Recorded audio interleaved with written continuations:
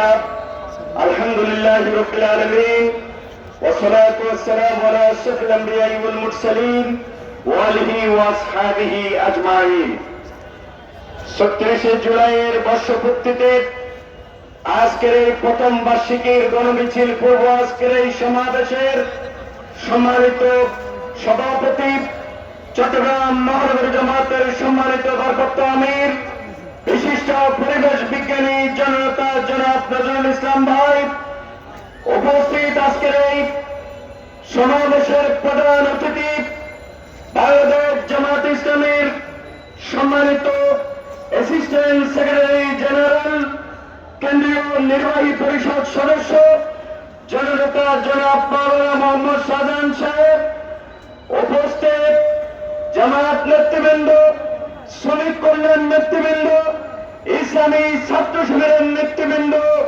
বীর চট্টগ্রামের সংগ্রামী জনতা, আমি আমার বক্তব্যের শুরুতেই মহান মাহমুদের দরবারে দোয়া করছি যারা ৩৬ জুলাইয়ের আন্দোলনে শাহাদত বরণ করেছেন সকলকে আল্লাহ রাব্বুল আলামিন জান্নাতের সর্বোচ্চ মর্যাদা দান করুন। যারা আহত হয়েছেন, বন্ধুত্ব বরণ করেছেন, তাদের চিকিৎসার সকল দায় দায়িত্ব সরকারকেই বহন করতে হবে।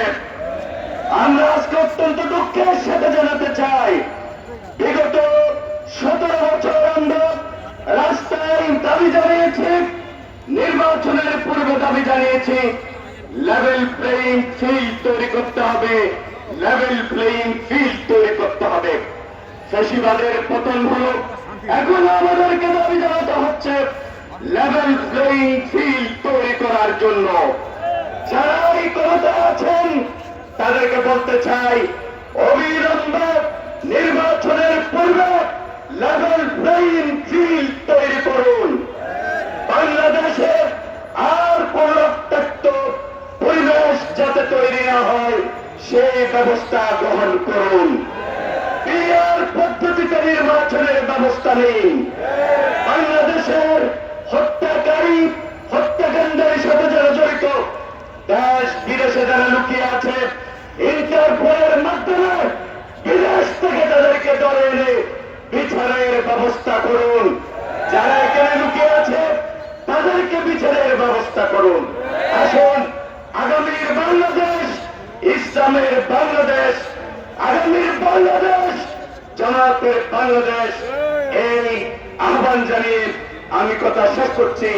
বাংলাদেশ জিন্দাবাদ, বাংলাদেশ জামাত ইসলামী জিন্দাবাদ।